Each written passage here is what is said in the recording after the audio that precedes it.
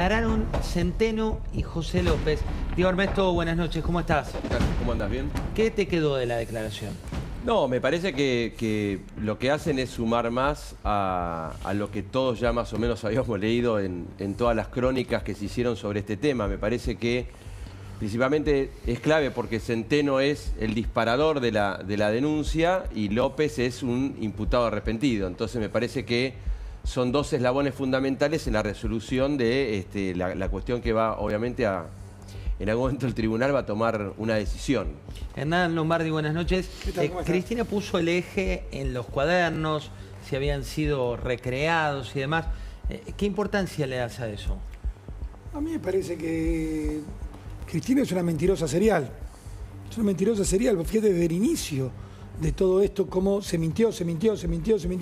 Aspecto por aspecto, ella miente en todos los tramos del juicio. Pero la evidencia es tan brutal, porque no son solo los cuadernos. Los cuadernos son, pero hay otro montón de pruebas que también la imputan.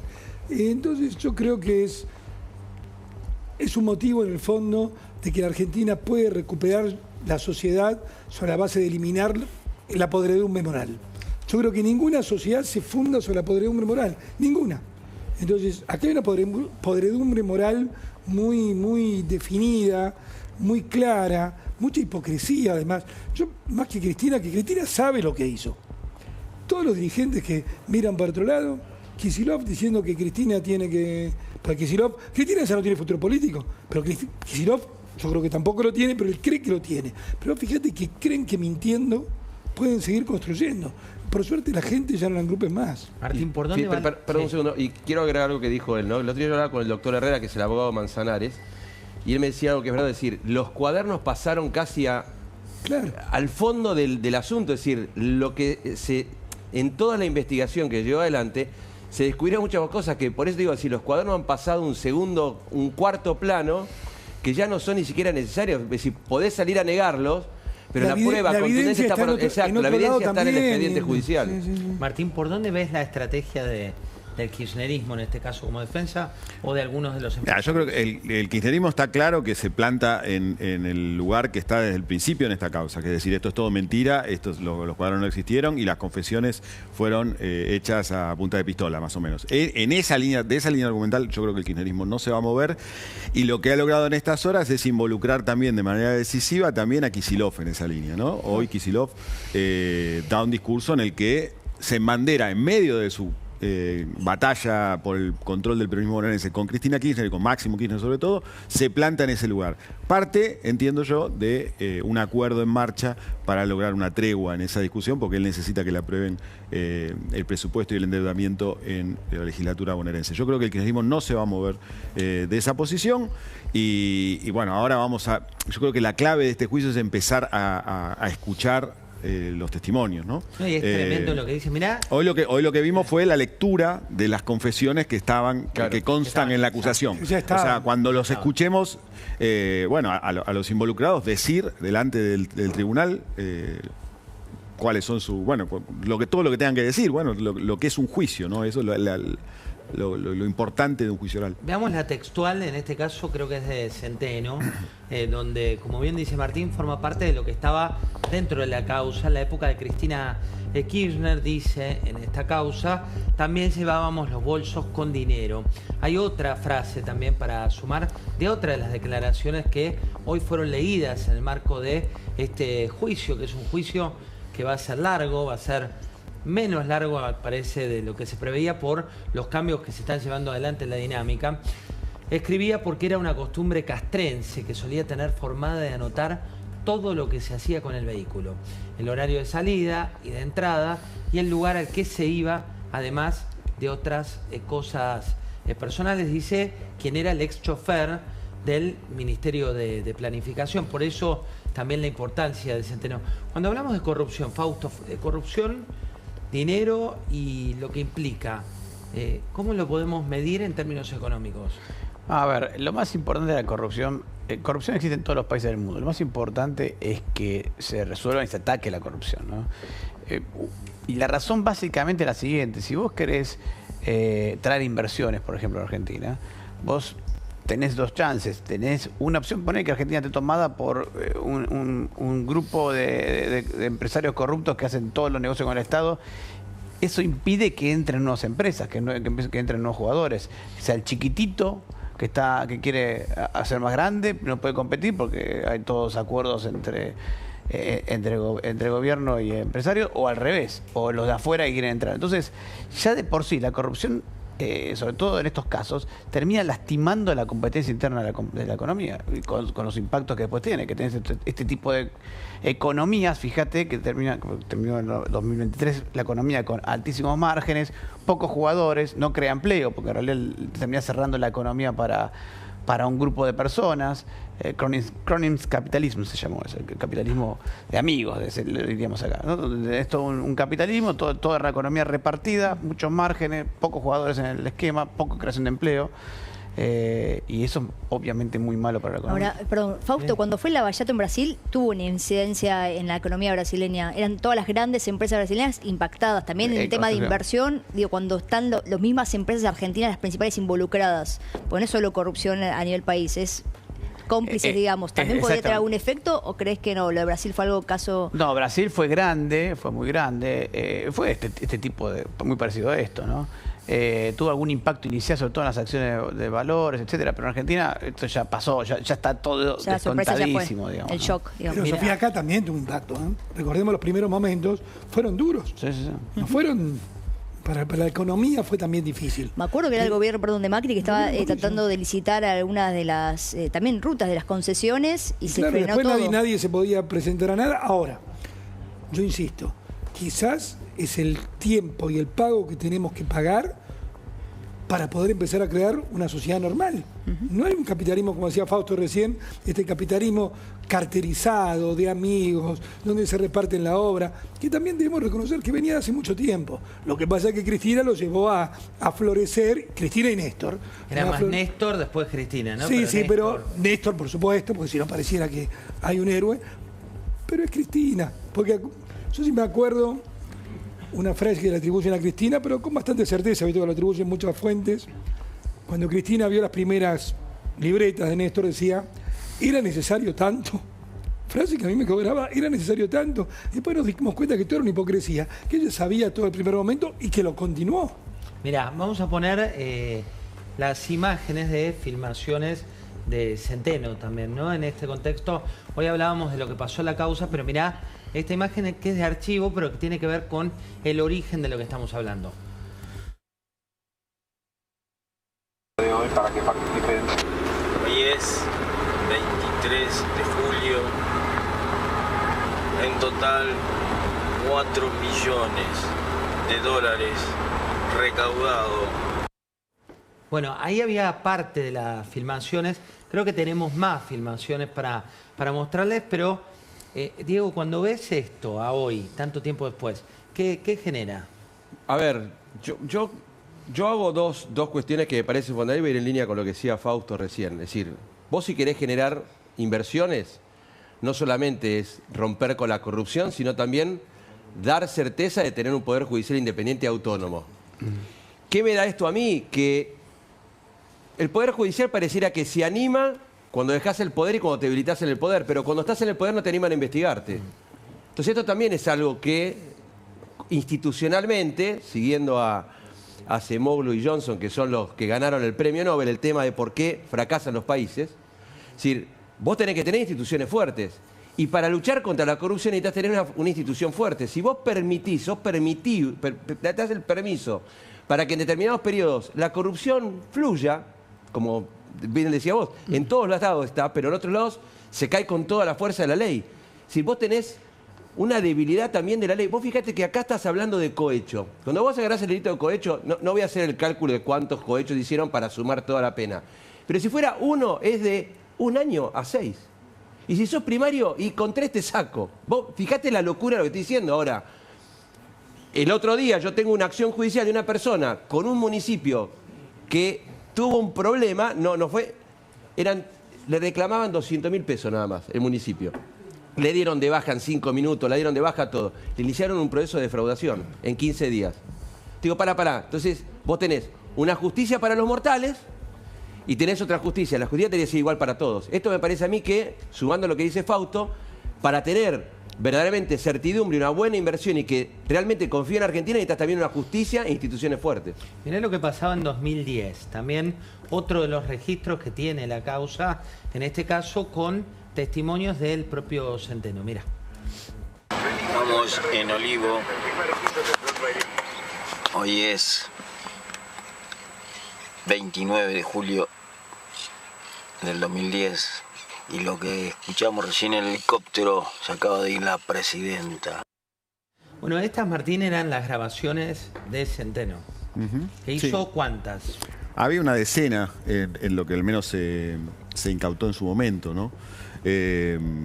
Son como fragmentitos, ¿no? También ten en cuenta la tecnología de la época, ¿no? Es verdad, porque uno se olvida... Son celulares previos a los de ahora. A los smartphones, ¿no? En el descargo de Cristina Fernández y algunos de los imputados hablaban que en realidad los montos no eran los que se decían, se hablaba de $35.000, $100.000, pero también lo que se leyó hoy es muy fuerte, ¿no? Sí, a ver, Centeno podría haber inventado todo y haber mentido. El tema es el sustento con el que esto llega al juicio tiene que ver con las declaraciones, ¿no? Con las confesiones y con el cruce de información. Y ahí donde me parece que va a ser muy difícil que se pueda demostrar en el juicio que toda esa gente se complotó para mentir, ¿no? Ese me parece que es el elemento más claro detrás de este juicio. De y en causa. Parte el talón de Aquiles de la argumentación. De la argumentación que hay, ¿no? del otro lado. Del otro lado, porque tenés muchas pruebas, infinidad de pruebas. Mirá este otro video que también forma parte de la causa. Como bien dice Martín, la tecnología era absolutamente otra. Mirá de qué se trata. Casa inicial en Olivos. El licenciado Barata, vine a verlo al doctor Kirchner, quien le dará las instrucciones, la cantidad, los números y los lugares para recaudar. Sofi, se hablaba de lugares para recaudar, de cruce de datos. ¿Por qué? Porque se hablaba de... Bueno, porque estaba justamente todas las licitaciones, la obra pública, cómo había sido el caso, de cómo se repartían la obra pública, y justamente era el chofer del Ministerio de Planificación, que se ponían de acuerdo, bueno, sabemos cómo fue el tramo, se ponían de acuerdo y era el que iba a cada una de las empresas supuestamente a recaudar. Pero es impresionante lo que dicen, como lo que él anotaba en los cuadernos, después cuando iban a verificar, Diego Caut lo contó varias veces, que fue quien dio a descubrir este caso, cuando se juntaba con el empresario le decía, vos estuviste en este mismo café tal día a esta hora con este funcionario, y el empresario no lo podía creer, la precisión de cómo había tenido Diego Caut esa información tan asertiva. Exactamente. Mirá, de ese archivo vamos a hoy. Esto ocurrió hoy en el marco del juicio. Mirá la declaración. Cuando íbamos a llevar los bolsos a la Quinta de Olivos, Barata me decía, negro, vos sabés qué hacer. Lo que significa que me tenían que ir a tomar mate por ahí. Ahí era cuando venía con Muñoz y sacaban los bolsos de mi auto. En la época de Cristina Kirchner también llevábamos los bolsos con dinero. En esas ocasiones se veía a ella en jogging, que desde la casa donde vivía se cruzaba hacia el chalet donde se dejaba el dinero. Cuando llegábamos le avisaban al de la puerta y nos autorizaba el ingreso. Ya con Cristina presidenta íbamos una vez por semana. Habremos ido 7 u 8 veces. A lo último se pelearon. Ella lo puteaba. Yo la vi a Cristina en varias oportunidades. Con Néstor Kirchner vivo íbamos más seguido. A veces por trabajo, pero muchas otras para entregar los bolsos con dinero. Hasta 3 veces por semana. Cuando fallece Néstor, las recaudaciones empiezan a ser una vez por semana, que es cuando dejo de escribir. Bueno, acá lo que se está haciendo es la lectura. Contanos, Diego, cuál es la particularidad de este juicio respecto de otros juicios. Bueno, la Argentina en los 90 cambió el sistema de juicio, apareció la oralidad. Y una de las características de la oralidad es hacer lectura de los cargos. Entonces vos estás haciendo la lectura de cada uno de los cargos y la lectura de las declaraciones que se hicieron. Una vez que termina ese proceso, ya empieza el juicio directamente donde participa el Ministerio Público, la defensa, y donde van a haber testigos y todo eso. Lo que Pablo decía recién Martín, es decir, este juicio tiene una característica especial. Tenés 89 tipos que están sentados ahí, tenés que estar leyendo lo que pasó con cada uno, ¿no? Es decir, un poco lo que decía Sofi. Yo el día lo escuchaba a Stornelli que explicaba hasta los lugares donde se retiraba la plata, dónde se llevaba la plata. hasta cajas de vino que regalaba un empresario que tiene una bodega y le regalaba cuando pasaban a buscar la plata. Es decir, hay un montón de cosas que se van a ventilar en toda esta lectura que se está haciendo para que después inicie el proceso con todo lo que implica un juicio oral y público. Mirá algunas de las frases que se leyeron hoy de José López en el marco de este juicio. Dice: a Cristina le conté todo, que había un sistema de recaudación con las obras.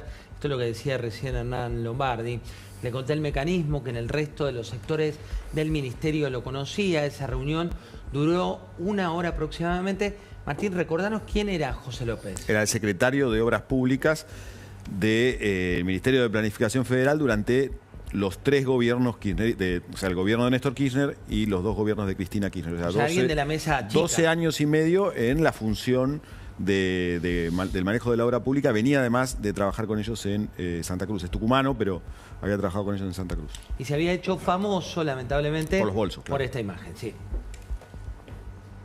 Veámosla.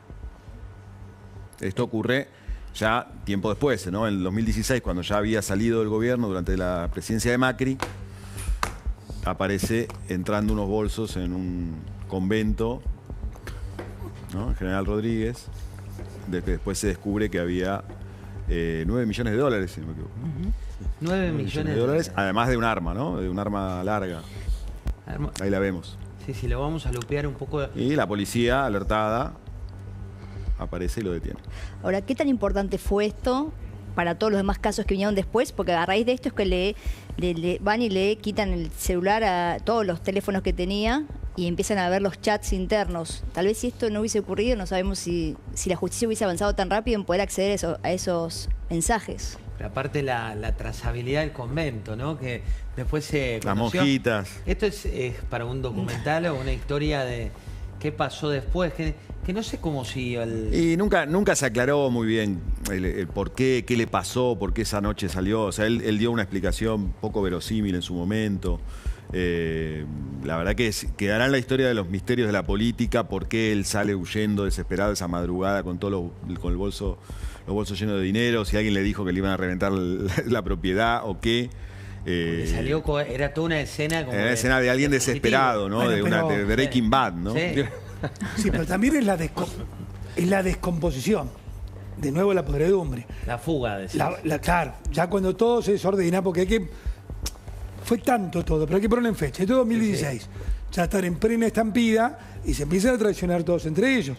Porque en el fondo se traicionan todos entre ellos. Bueno, la sospecha es que alguien le dice, claro, te están yendo a buscar, o no sé, o él se quedó con dinero que no era de él y alguien lo vibra. Pero entonces ahí es donde empieza el edificio a tambalear. Pero suponete que hubieran mantenido el poder político, que era la hipótesis de Diego. Que esta quedó para la historia. ¿Qué pasaba? Imagen de... Claro, si mantenía el poder político, ¿qué pasaba? Esto no enteraba. Esto no hubiera existido. No sé, a ver, muchas las causas de Cristina empezaron en su propio gobierno, ¿no? Es cierto que no avanzaron. Pero si avanzaban o no avanzaban. Claro, no sé, eso no, en general uno tiende a pensar que la justicia siempre favorece al que está en el poder, ¿no? Pero... Porque allá estaban las bóvedas también. ¿Había unas bóvedas ahí? No. No, lo que había pasado un poco, capaz que vos, Martín, que estás en el diario, usted a todos están en el diario, pero ¿te acuerdas que habían allanado una casa donde había una parrilla de un dragón y encontraron un montón de dólares? Creo que fue el primer disparador cuando empezaron a encontrar los dólares.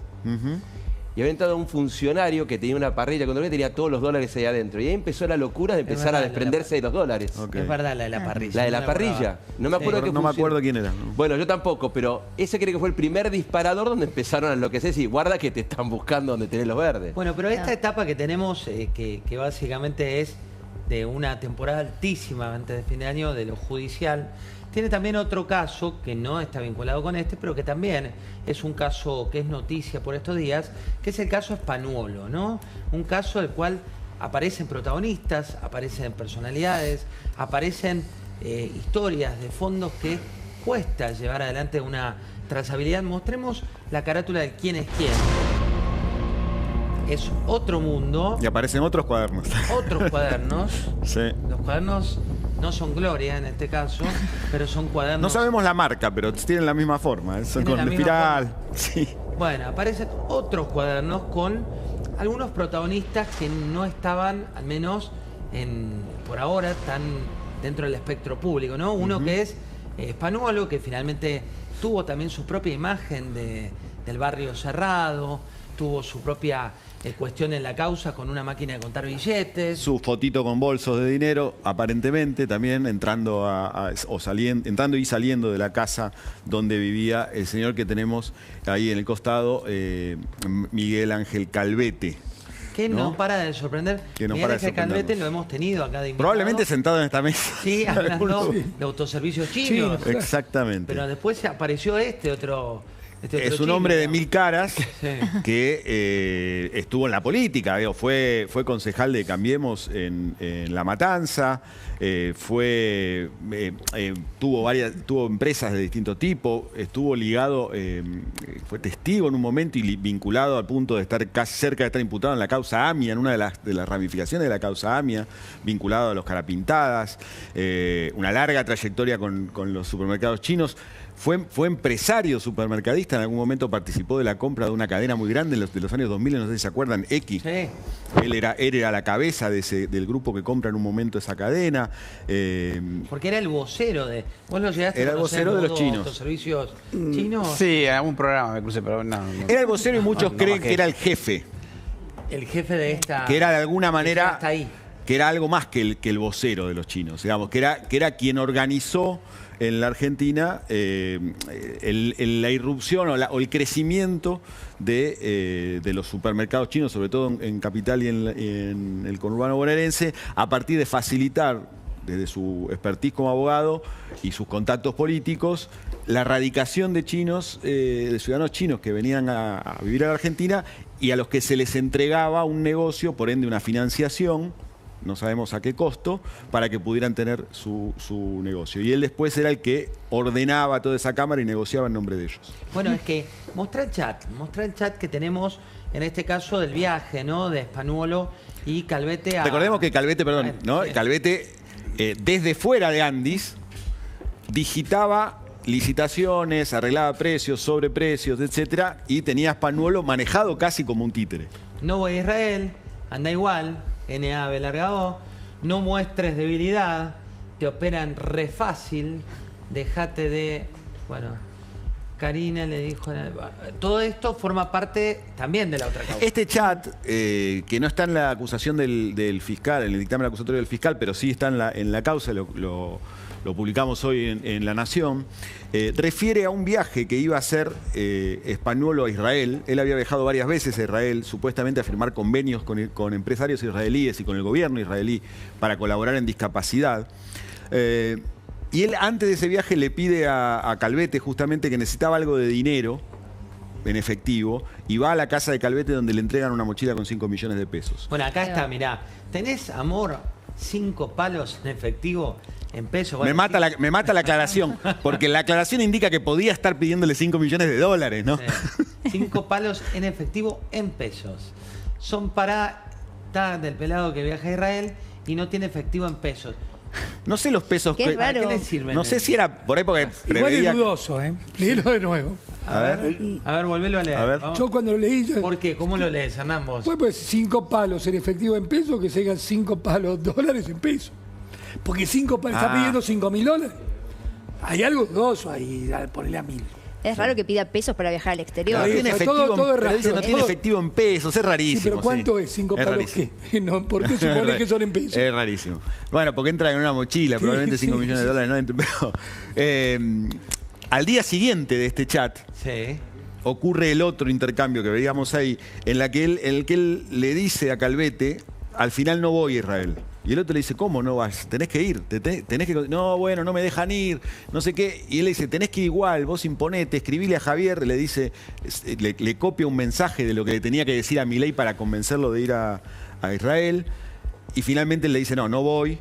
Karina habló con el embajador y le dio la orden de que no me reciban. Bueno, porque esto se conecta con esta foto. Mostrá la foto que tenemos para entender también este entramado donde Calvete no sabemos realmente el nombre de quién habla, pero sí lo que tenés, como ocurría, y no estamos comparando causas, pero sí, como ocurría, hay una trazabilidad entre lo que se ve en esos chats y lo que luego pasa. Se ven las bueno, imágenes. esas imágenes además tienen una característica también muy llamativa, porque no es que salen de una cámara de seguridad que el fiscal sale a buscar una vez que tiene la información. Estaban las imágenes, fechadas y todo, de una cámara de seguridad en el celular que le secuestran a Calvete. O sea, Calvete, por algún motivo, en sus propias cámaras de seguridad, él había retratado a Spagnuolo entrando a buscar el dinero, ¿no? Como que si estuviera buscando pruebas para eventualmente en algún momento seguir con ese manejo que él tenía control remoto del área, ¿no? Bueno, en paralelo también tenemos las declaraciones del presidente de la Nación, de Javier Milei. Veamos qué fue lo que dijo. Siempre están disfigurando las cosas y poniendo... Hay mucha malintención política en mostrar las cosas de manera que no son. Entonces... pero no quiero, entorpecer el actuar de la justicia, que la justicia siga actuando, que haga lo que tenga que hacer. Nosotros estamos absolutamente tranquilos y tarde o temprano la verdad saldrá a la luz. Bueno, acá está la referencia. Esto en un contexto en el cual también aparece Ornella Calvete. Mostremos los datos de lo que le secuestraron a Ornella Calvete. La hija, ¿no? De Miguel Calvete. La hija de Miguel Ángel Calvete, que entra... No, que trabaja en el Ministerio de Economía. Que Sí. entra a trabajar supuestamente por un amigo de Santiago Caputo. Tuvo dos cargos distintos en el gobierno de Javier Milei.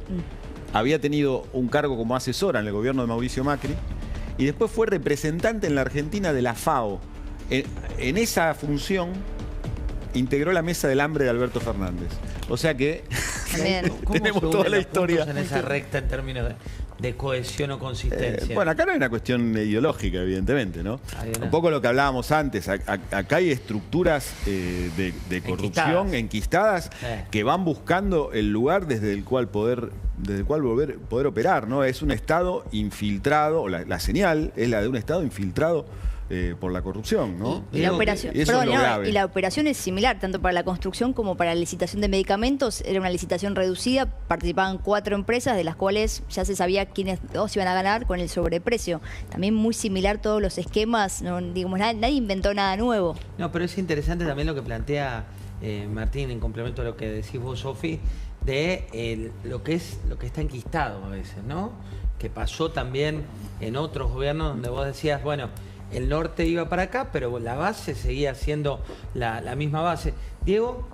No, consigo con Martín, hay una matriz corrupta que es difícil de poder romperla, es decir, y va en todos los distintos estamentos del Estado. Es decir, un poco lo decía Hernán, es decir, cuando hablas de la obra pública, de la camarita y la cámara, a ver, esto viene hace mucho, esto también viene hace mucho, estos son gente que saben cómo operar, pero yo a esto le agrego algo más, es decir, esto a la luz, ¿no?, de lo que está pasando con la discapacidad. Es decir, estamos discutiendo esto y en el medio hay un amparo colectivo que el Poder Ejecutivo, por intermedio de su abogado, lo quiere frenar en campana.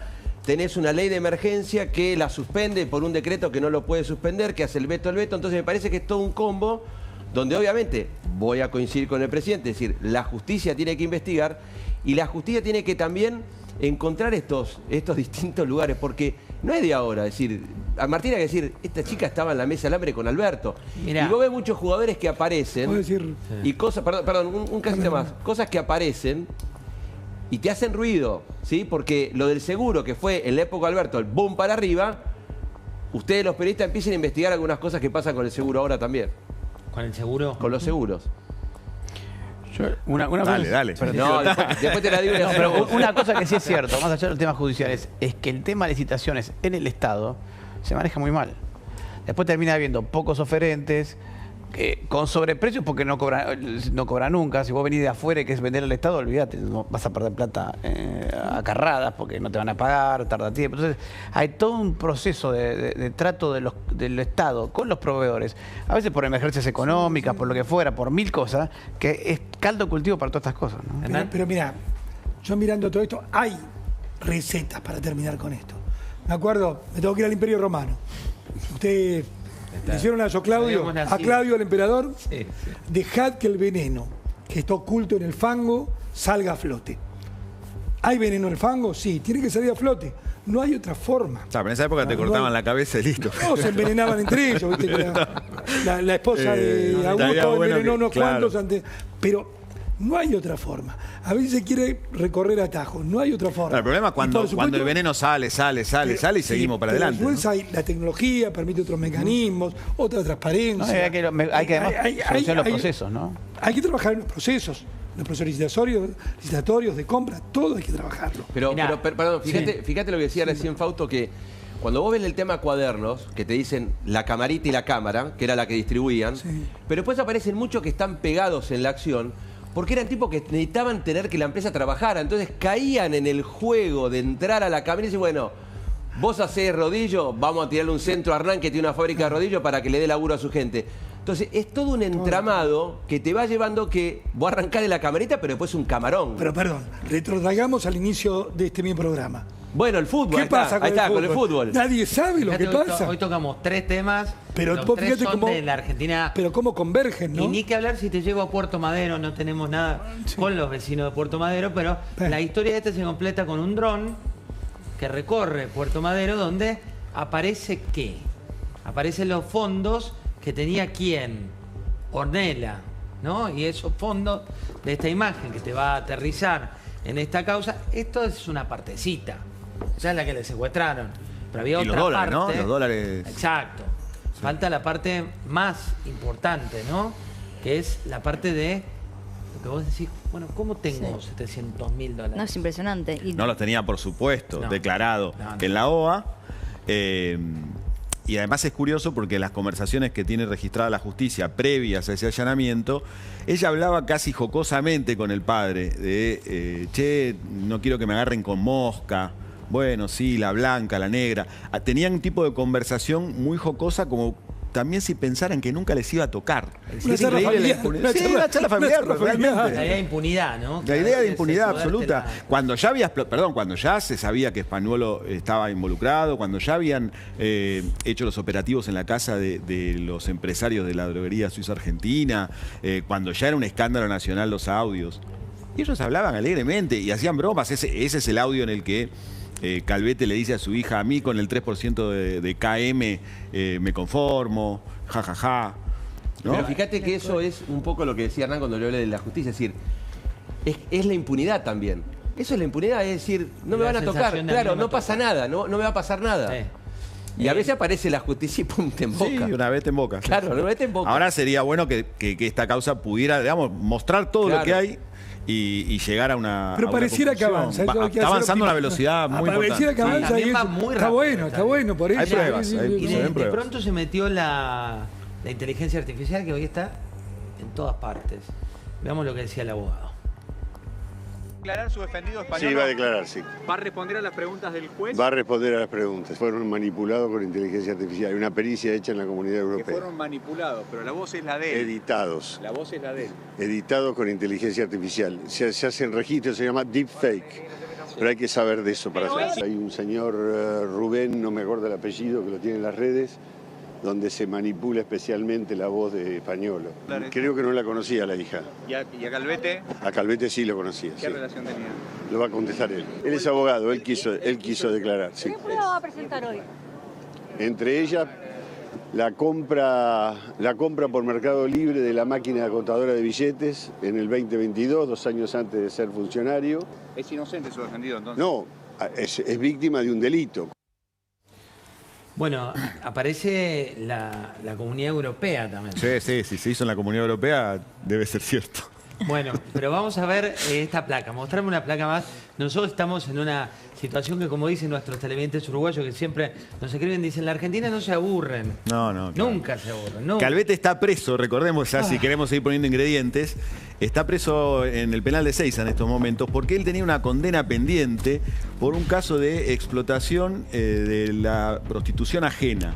O sea, es decir, le alquilaba a unos precios irrisorios departamentos a gente para que ejerciera la prostitución y con unos contratos leoninos, evidentemente él hacía unas ganancias extraordinarias. Fue condenado a 4 años, estaba en libertad esperando las apelaciones.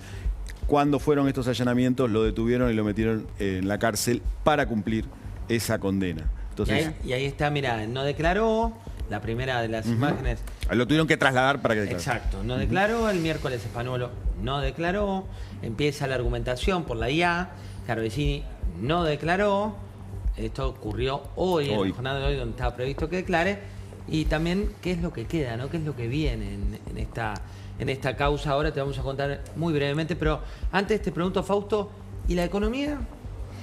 ¿Está bien? A ver, la economía no. La primera vez que los periodistas judiciales tienen más trabajo que nosotros. Sí, estamos, ¿viste? ¿Dónde quedó el dólar? No, está todo bastante calmo. Y de hecho, hasta la inflación salió la inflación mayorista. Los bolsos de Ornel. Sí, salió la inflación mayorista y se perdió plata porque le bajó.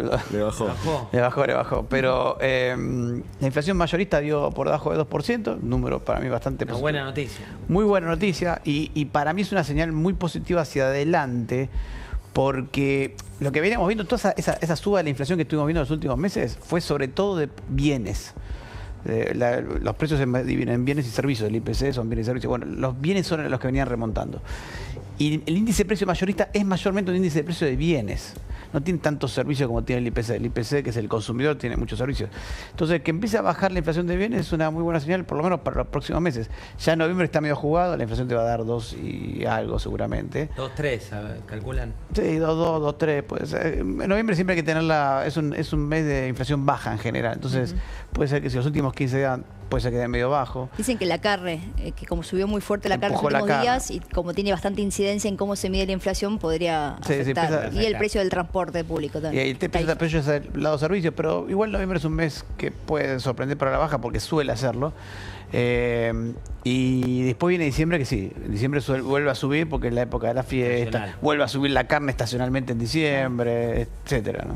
Bueno, arrancamos con un programa en el cual un equipo fue campeón en la oficina, seguimos por las declaraciones de la mayor causa de corrupción de la historia de la vuelta a la democracia, nos metimos en Puerto Madero donde aterrizan $700.000 y el titular de la Cámara de Autoservicios Chinos resulta en un entramado que Martín nos dio con precisión y nos vamos con una buena noticia que es que la economía al menos por ahora... Además creo que hasta puede llegar un rebote del consumo, te digo.